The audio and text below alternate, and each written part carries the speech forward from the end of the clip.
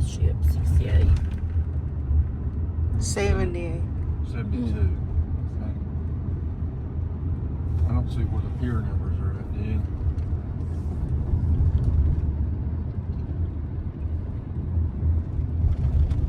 That one, the one in front. Okay, Yeah, that one.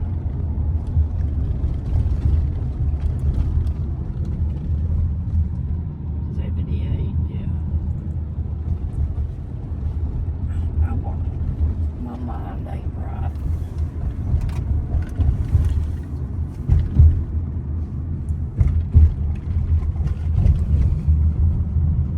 I'm gonna put your driver's license in my bag for right now. I still don't see where to get. Oh, there's pier 8. There's 78.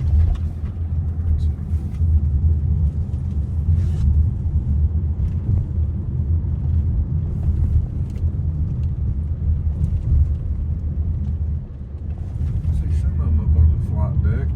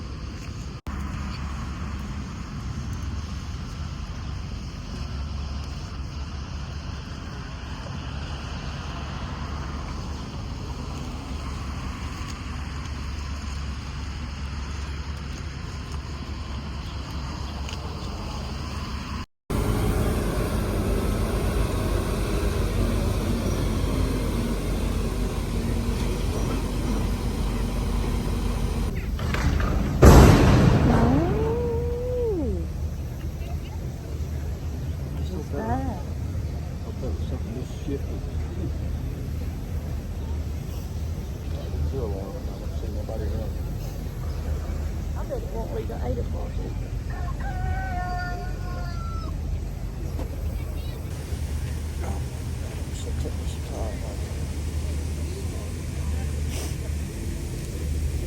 Did you send Charles any?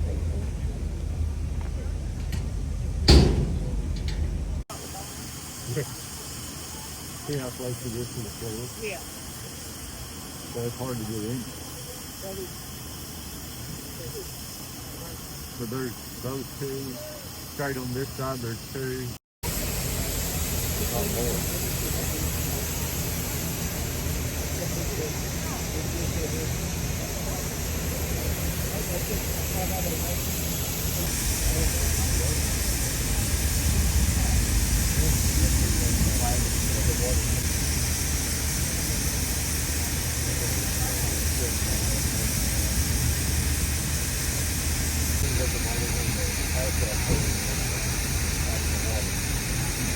You have a big thing that sits down at the side.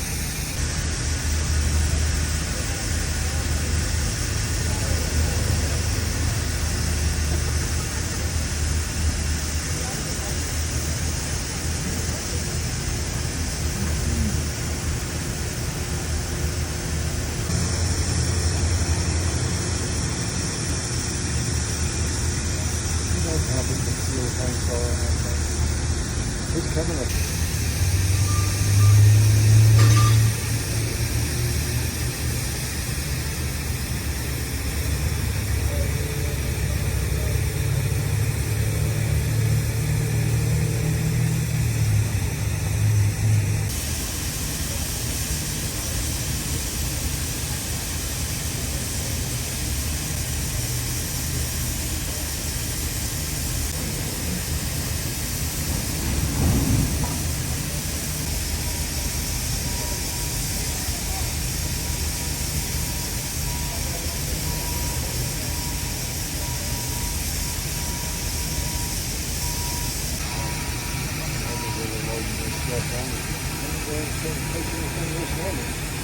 Well, now that train, it's still, that train is still something on it.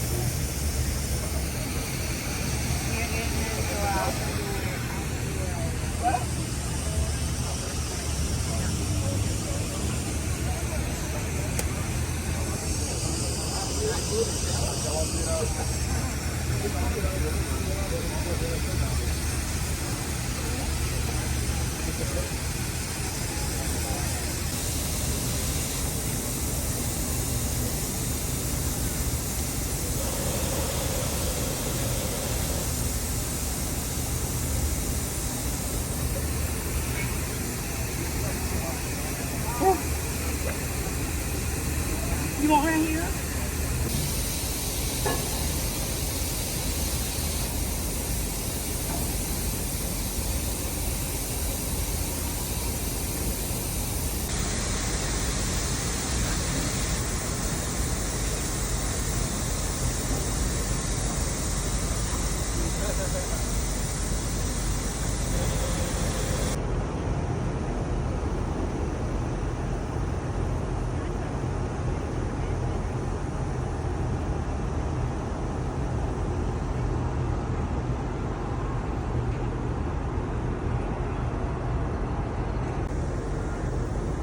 ตอนนี้เรือของโคดี้กำลังจะออกแล้วเมื่อกี้โคดี้โผล่หน้ามาให้เห็นนิดนึงก็ยังดี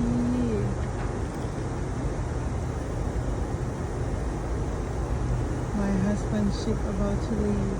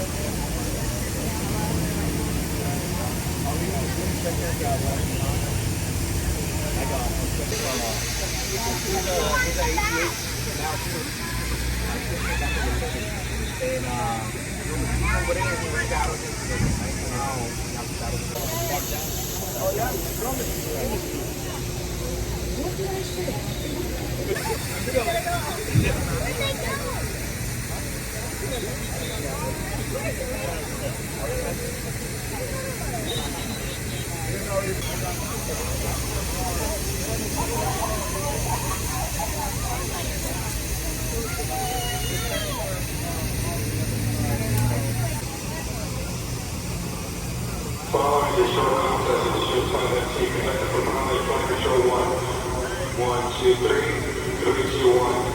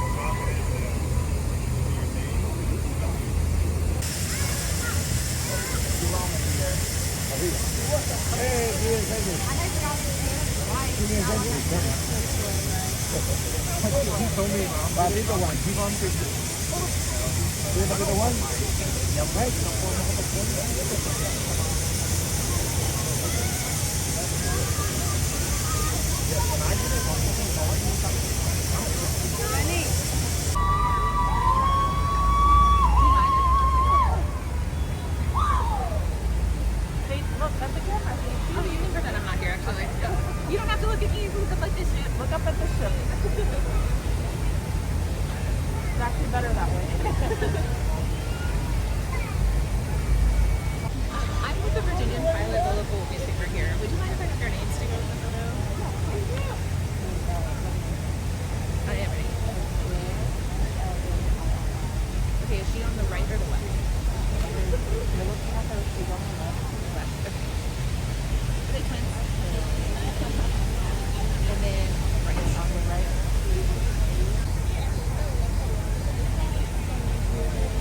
And it is it their father? Would you mind if I got his first name? Edward?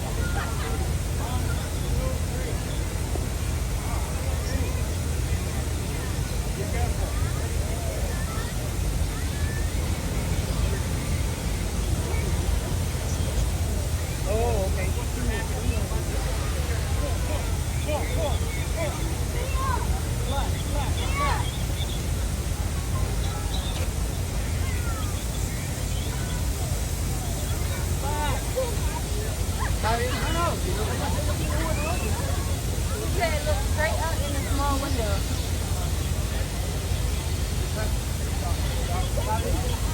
Small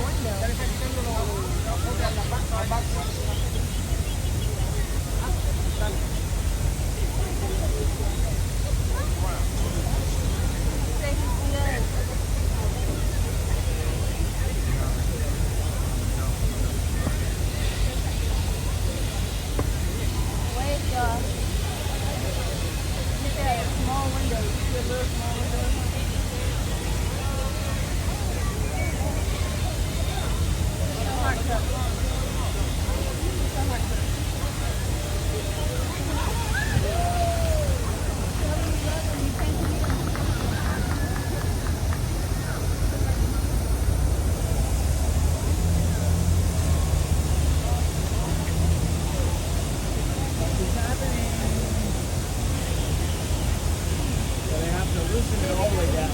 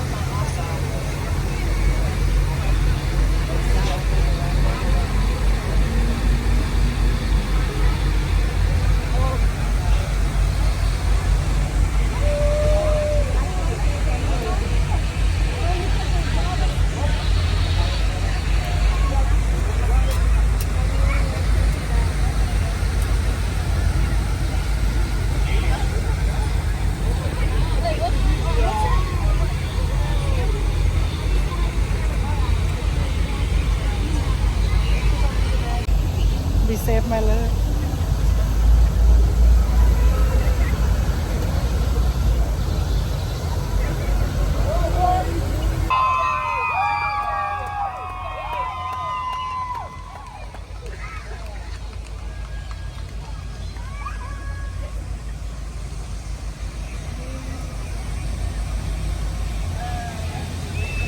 They are. เรือเขาที่ออกไปแล้ว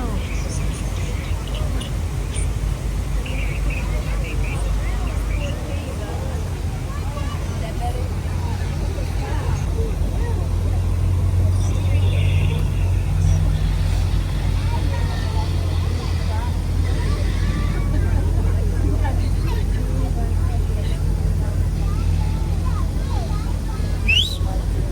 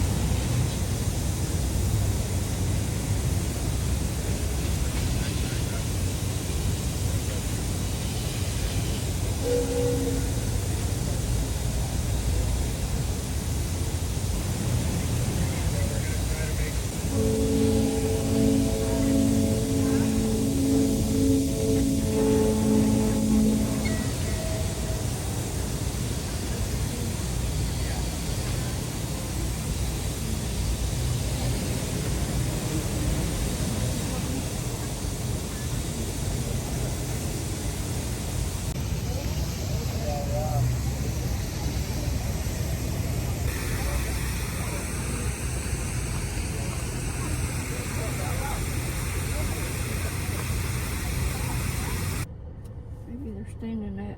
What's it called? Retention. Yeah, until they get out of They there. to sea.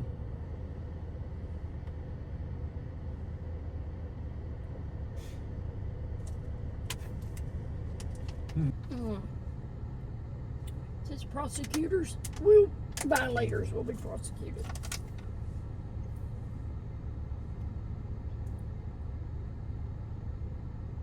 The white girl's ranked higher than the other girl. She's got an extra set of stripes on her shoulders.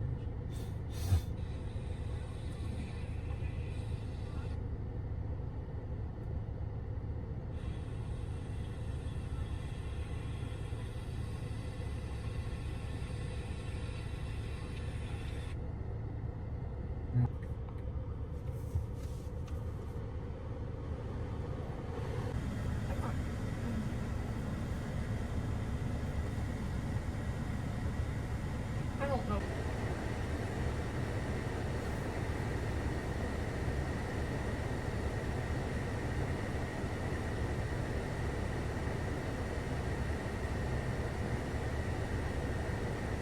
Not very deep here. It's 91 degrees. Feels like 103. Extreme heat warning. Now until 8 o'clock.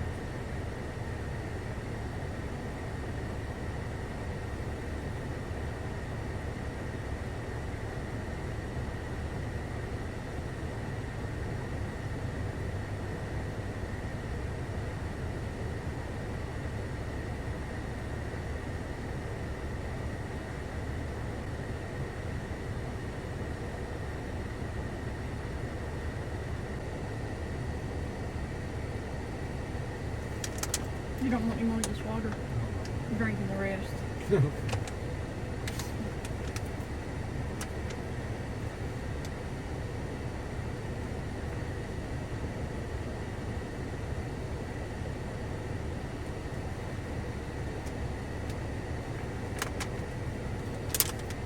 All right, good morning everyone. My name is Lieutenant Commander Ada Willis.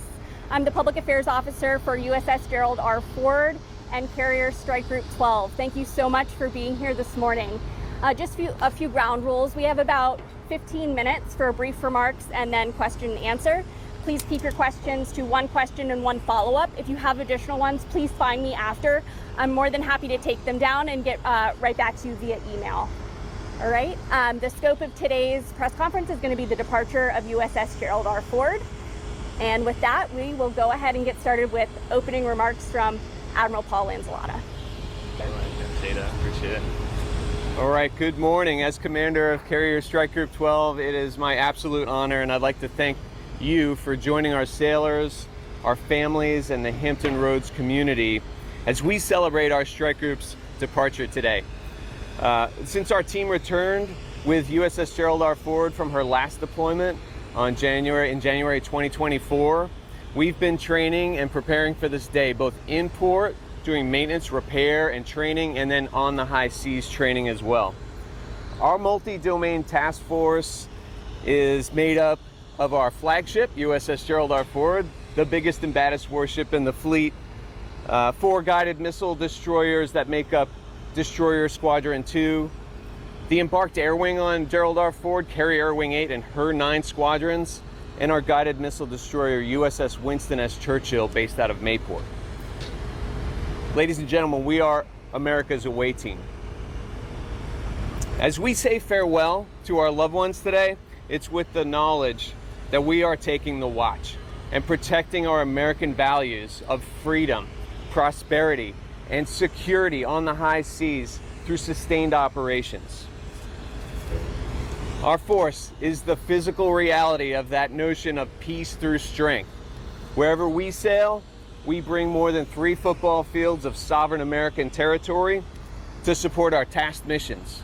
We operate 24 hours a day, 7 days a week, day and night, good weather and bad weather. It is our honor to operate in our Navy today. Never before has a carrier strike group like ours sailed the globe.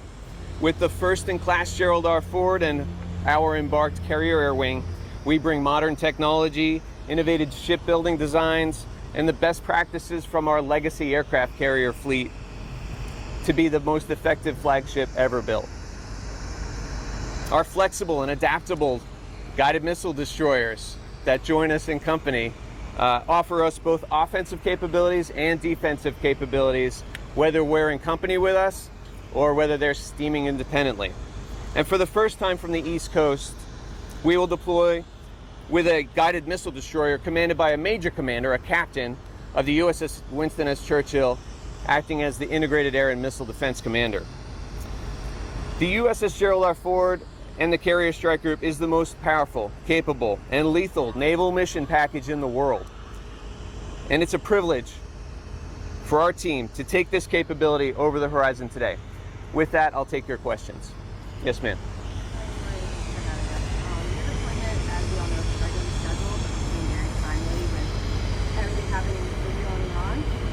Has your mission at all changed with the ongoing war? If you have any concerns about your sailors ending up being involved in the ongoing conflict? Yeah, it's a great question. So as you know, the world around us evolves as we man the watch and as we do our jobs. I'll tell you, our mission is always the same. We operate on the high seas. We bring power projection. We defend ourselves when needed. We're ready to do humanitarian assistance if we need to. I don't think it's changed much with what's unfolding. This is the exact naval mission package that you want to go over the horizon and support the National Command Authority, the Joint Force, plug right in and be integrated with the Joint Force and be ready to conduct our missions. I am not worried about our sailors. They are extremely resilient and awesome, and they've been trained to a very high level, to an exquisite, extreme level of readiness to be ready to go today. Thank you. Just one follow-up. Can you tell us what role the U.S. Navy Carrier Strike Group in the Mediterranean plays in what's going on? Is it a deterrent, or is your main focus, protecting U.S. interests, facilities, and civilians? So I think it's all the above. That's one of the great things about this job that we get to do. So we bring deterrence wherever we go. There is not a more clear, visible notion of our nation's power than, in my mind, than the American aircraft carrier. We also will sail to the appropriate spots to defend our allies when needed, and we'll engage with our allies wherever we go. So I think it's really all of the above. Thank you. Can you say anything more about where you're headed? And if I could follow up, how has your preparation changed since war broke out in Gaza? Yeah, good question. Thank you. So we are headed to the European Theater of Operations. That's our first stop. And what a naval mission package does is, as you know, we're mobile and maneuverable. So we can go where we're tasked and then respond as necessary. So within one day, we can move this whole strike group 700 plus miles. But initially, we're going to the European Theater of Operations. And then as your question about training, since the Israel and Hamas conflict has come up since October 7th, absolutely we've updated our training. We actually update our training on a weekly, monthly basis. We use a closed loop of data gathering, assessment, and really modernizing our training throughout. So we've done that. I'm not going to get into the details of our tactics, techniques, and procedures, but we absolutely evolve our training for all of the threats that we might see. And that training probably, if the Houthi rebels resume their attacks, that training, of course, you all are prepared for that as well. We are 100% prepared for that, yes. Yeah, thank you. Can you talk a little bit about how you're adapting to having destroyers kind of flow in and flow out of the strike group? We're seeing that more and more now. For example, Forrest Sherman is in the Red Sea right now, anticipating whatever the Houthis might do. How has that evolved since your last deployment when you were the skipper? Thanks, Sam. Yeah, I appreciate that. I'm going to pass that one to Commodore Lawrence, the commander of Destroyer Squadron 2, to just talk about how we integrate destroyers in the modern Navy. Thank you. Yes, good morning, Sam. Thanks for that question. It's part of how we prepare for all of our many missions. We're inherently flexible, and the training standards have risen across the board and across all numbered fleets such that our forward deployed forces, our CONUS-based forces, continental U.S.-based forces, are ready to plug and play, as we say, in any strike group formation. So we expect to be doing that kind of chopping and changing both in and outside of Gerald R. Ford Strike Group. Are you going to be working with some of the FD&F ships out of Rota? There's no doubt in my mind that we'll have opportunities to do that, as well as our allies and partners in theater. Thanks. Thank you. All right, I think I missed you, sir.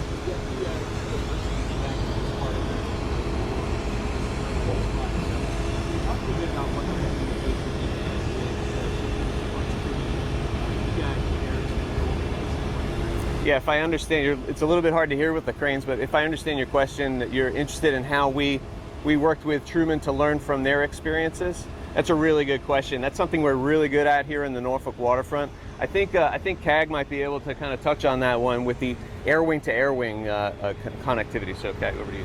All right, Captain Ortez, CAG Air Wing Commander. So the 9 squadrons are coming on. So over the last 2 weeks since Truman got back, I have had multiple meetings with the Air Wing Commander of CAG 1, and we went over everything, every little detail, what our adversaries are doing, how we counter that, and also just the grand picture of, hey, resiliency, quality of life for sailors, what we're doing to help them out, where we can find R&R, and also the safety aspect. So we work really hard to learn from our mistakes, and I have spoken, like I said, over the last 2 weeks since they got back.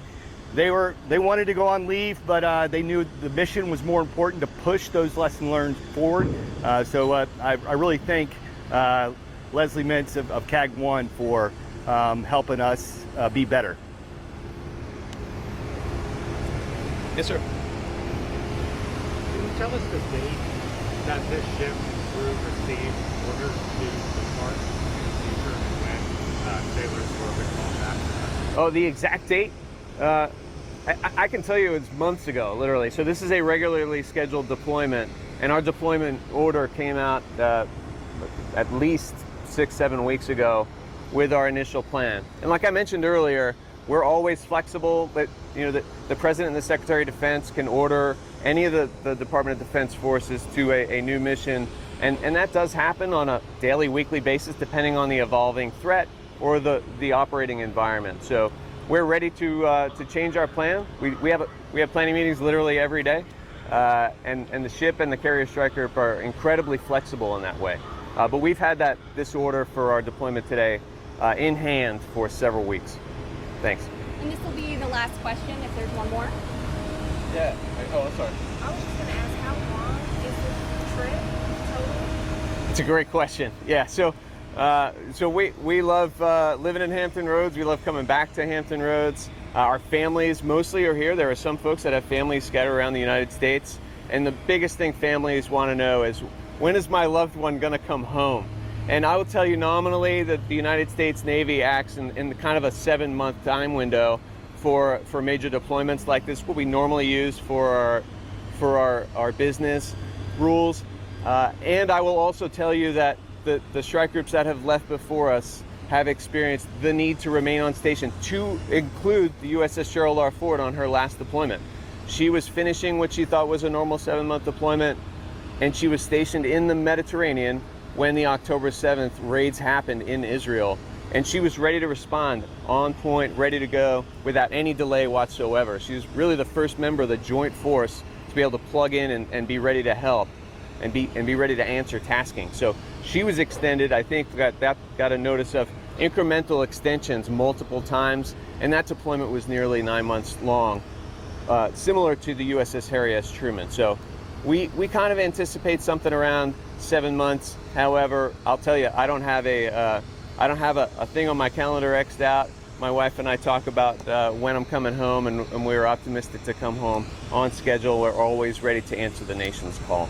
How do you keep morale up when you know you might be extended? I mean, the average time for an East Coast carrier is pushing like 280 days. Yeah, that's a really great question. I think I saw Sage around here somewhere. I don't know if you've met Sage, our facility dog. She's part of the solution. I think, all kidding aside though, and just going to foundational principles, it's about communicating with the crew. And this is part of that today. So if I could have just the ship's captain comment on morale around the ship and how you do that, because this is a huge beast behind me with thousands of people that call it home every day, and the ship's captain is responsible for exactly what you just asked. Good morning, everybody. Captain Scarosi. Just like the Admiral said, it's foundational stuff. chiefs and officers leading their people, taking care of their people, being ready to take care of the families at home. What I do know, all around throughout this entire pre-deployment cycle, the crew has been enthusiastic and led with vigor. And the families, I'd be very remiss, the families are a critical part of the morale of the crew, and we have a good strategy to communicate home with the families. And they've made our sailors ready and resilient. If I could add on to that too, so just two more aspects of morale. Man, I am passionate about morale. So first of all, having a purpose and having a reason for why we are doing what we are doing. And the events in the world in the last few years have been just a reinforcing thing about why what we do is so important and why every sailor on this ship has an important job that we need them for. So you need to wake up every morning with purpose in your heart. And we have a whole lot of that. And then just another kind of specific point, we're able to deploy now with kind of internet and Wi-Fi on the ship. And so our connectivity back to our families is so much better in 2025 than it was when I started in the Navy. We used to write letters. I still anticipate doing that, by the way. If my wife is watching, I will write you letters. And but also we communicate via electronic means, and we're able to stay in contact and stay up to date on what's going on around the world. So thank you for that question. It's really important to me.